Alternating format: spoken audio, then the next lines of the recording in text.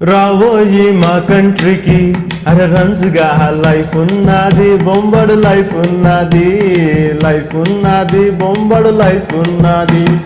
తిననీకి brown sugar మందున్నది, నల్ల మందున్నది, నువ్వు తాగనీకి సర్కారు సారున్నది.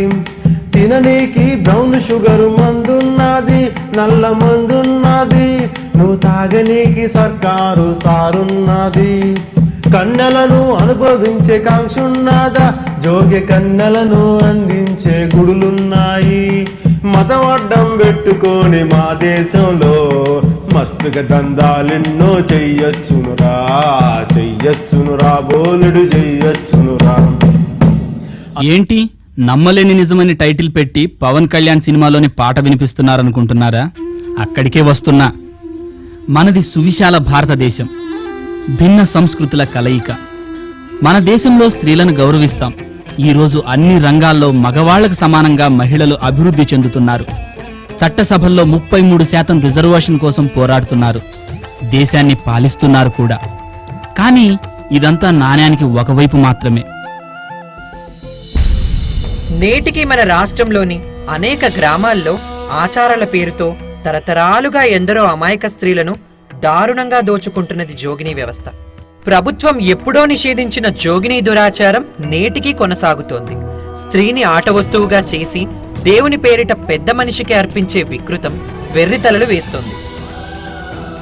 అధికారులు మత్తులో జోగుతుంటే జోగిని నడివీధిలో నాట్యమాడుతుంది. పశువు కన్నా హీనం జోగినీ వ్యవస్థ. 2000 ఏళ్ల నాటి ఫ్యూడల్ వ్యవస్థ అవశేషం.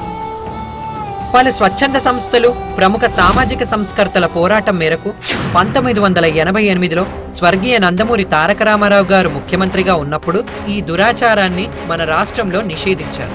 కానీ అమలుపరచడంలో ప్రభుత్వ యంత్రాంగం విఫలమైంది. నేటికి కేవలం మన రాష్ట్రంలోనే సుమారు 24,000 మంది జోగినీలున్నారని అంచనా. మరి దేశమంతా కలిపితే? ఈ వ్యవస్థ మన దేశంలో రకరకాల పేర్లతో కొనసాగుతోంది. కేరళ రాష్ట్రంలో వీరిని మహారి అని, అస్సాంలో నాటి అని, మహారాష్ట్రలో మురళి అని, తమిళనాడులో తెవడియర్ అని, కర్ణాటక మరియు మన రాష్ట్రంలోని రాయలసీమ జిల్లాల్లో బసవి అని పిలుచుకుంటారు. అంతేకాకుండా మన రాష్ట్రంలోని ఆదిలాబాద్, నిజామాబాద్, మెదక్, రంగారెడ్డి, మహబూబ్ నగర్, హైదరాబాద్ జిల్లాల్లో జోగిని అని, కరీంనగర్ జిల్లాల్లో పార్వతి అని, మరియు నెల్లూరు, చిత్తూరు జిల్లాల్లో మాతమ్మ లేదా తాయమ్మ అని కూడా పిలుచుకుంటారు. ఈ వ్యవస్థను గురించి తెలుసుకోవడం అంటే ఎందరో అమాయక స్త్రీల నిలువెత్తు కన్నీటి గాథలను తెలుసుకోవడమే. ఒక ఆడపిల్లను జోగినిగా మార్చాలంటే కేవలం ఒక చిన్న సాకు చాలు.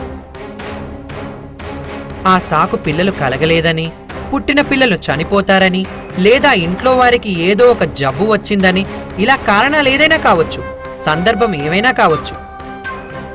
ఆ పసిపిల్ల తల్లిదండ్రుల మనసులో ఎల్లమ్మ దేవతో, పోచమ్మనో తలుచుకొని తమ సంతానాన్ని జోగి ఇడుస్తామని మొక్కుకుంటారు. అలా అనుకొని ఆ దేవత పేరు మీద ముడుపులు కడతారు. ఇక అప్పటి నుండి వారి జీవితాల్లో మార్పు వస్తే అమ్మవారి మహిమని, మార్పు రాకపోతే ఇంకా అమ్మవారి మనసు కరగలేదని అనుకుంటూ ఆ పసిపిల్లను పూర్తిగా జోగిని వ్యవస్థలోకి దింపటానికి కావలసిన తదుపరి కార్యక్రమాలను అమలు చేస్తారు.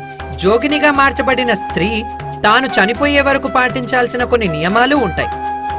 మరికొన్ని కార్యక్రమాలను కూడా ఆమె నిర్వహించాల్సి ఉంటుంది. ముందుగా తల్లిదండ్రులు కుల పెద్దల సమక్షంలో తొలిఘట్టం 5-6 ఏళ్ల వయసులో నిర్వహిస్తారు. పోతురాజు మంత్రాలు, డప్పు మోతల మధ్య ఈ తంతు నిర్వహిస్తారు. ఆ అమ్మాయి రజస్వలైన తర్వాత మైలపట్టం అనే కార్యక్రమం ఉంటుంది. ఈ కార్యక్రమాన్ని పెద్ద ఎత్తున నిర్వహిస్తారు.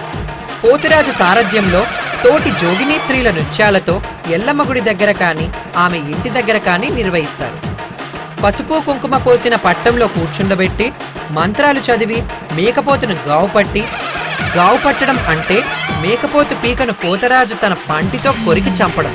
ఆ రక్త దర్పణం బీభత్స వాతావరణం మధ్య ఆ ఊరి పెద్ద మనిషి చేతగాని, పోతురాజు చేతగాని, బాబవరసైన వ్యక్తి చేతగాని తాలి కట్టించి ఆ మైలపట్టం కార్యక్రమాన్ని పూర్తి చేస్తారు.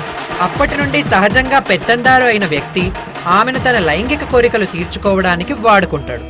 కొన్ని గ్రామాల్లో ఒక్కడే కొంతమంది జోగినీలకు తాలి కట్టి అందరితోటి గడపడం జరుగుతుంది. ఆమె కూడా ఆ పెద్ద మనిషి మీద ఆధారపడి శవంలా జీవితం గడపడం జరుగుతుంది. సహజంగా యవ్వనం అనుభవించిన దాకా వాడుకొని ఆ పెద్ద మనిషి ఆమెను వదిలిపెడుతుంటాడు. ఇక అప్పటి నుండి ఆమెకు దారుణమైన కష్టాలు మొదలవుతాయి. తినిపాడేసిన విస్తరి కోసం కుక్కలు కొట్లాడుకొని ముక్కలు చేసినట్టుంటుంది ఆమె పరిస్థితి. గ్రామంలో ప్రతి ఒక్కడూ ఆమెను లైంగికంగా వేధించేవాడే. ఆమె జీవితం ఆమె చేతిలో ఉండదు. ఆమె జోగినిగా తన బాధ్యతలను నెరవేర్చకపోతే కుల పంచాయతీలు ఆమె సంగతి చూసుకుంటాయి. ఎటూ తప్పించుకోలేని సాలెగూడు లాంటి పరిస్థితిలో ఆమె చిక్కుకొని ఉంటుంది. కనీసం తనకు పుట్టిన పిల్లలకు తండ్రి ఎవరో చెప్పుకోలేని పరిస్థితిలో దారుణ మానసిక వేదనను అనుభవిస్తూ ఉంటుంది. ఒక్కోసారి తినడానికి తిండి లేక గ్రామంలో ఇంటింటికి తిరిగి అడుక్కొని తినాల్సి ఉంటుంది. దీనికి తోడు గ్రామంలో ఎవరు చనిపోయినా ఆ ఇంటికి వెళ్లి ఉపవాసంతో కేవలం కళ్ళు తాగుతూ గడిపి ఆ శవం ఇంటి దగ్గర నుండి శ్మశానం వరకు నృత్యం చేసుకుంటూ వెళ్ళాలి. మార్గ మధ్యలో జనాలు విసిరేసిన చిల్లర పైసలను నుదురితోనూ కంటి రెప్పలతోనూ తీసుకుంటూ ఉండాలి. కళ్ళు సీసాను నోటితో లేపాలి. ఎవరు ఎలా చేయమంటే అలా చెయ్యాలి. తన శరీరాన్ని ఎక్కడ తాకినా కిమ్మనకుండా ఉండాలి. కనీస వ్యక్తిత్వ స్పృహ కూడా ఉండని ఒక ప్రత్యేక భయంకర స్థితిలో ఆ జోగిని స్త్రీ ఉంటుంది. అంతేకాకుండా గ్రామంలో ఏ చిన్న జాతర జరిగినా, ఊరి పండుగలు జరిగినా ఆమె నృత్యం చేయాల్సి ఉంటుంది. ఒకవేళ కుదరదు అంటే కుల పంచాయతీలు ఏం చేస్తాయో అప్పటికే ఆమెకు అర్థమై ఉంటుంది. చివరకు అంతులేని సుఖవ్యాధులకు, తీవ్ర అనారోగ్యానికి గురై అవసాన దశలో అతి దుర్భరమైన జీవితాన్ని చాలిస్తుంది ఆ జోగిని. ఆమె చనిపోయిన తర్వాత మళ్లీ ఆమెకు పుట్టిన బిడ్డ పరిస్థితి కూడా అంతే. ఈ ఆధునిక సమాజంలో సైతం ఈ వ్యవస్థ తన ఉనికిని కొనసాగించగలుగుతుందనడానికి ఇటీవల కాలంలో వార్తల్లో, పేపర్లో వచ్చిన కథనాలే సాక్ష్యం.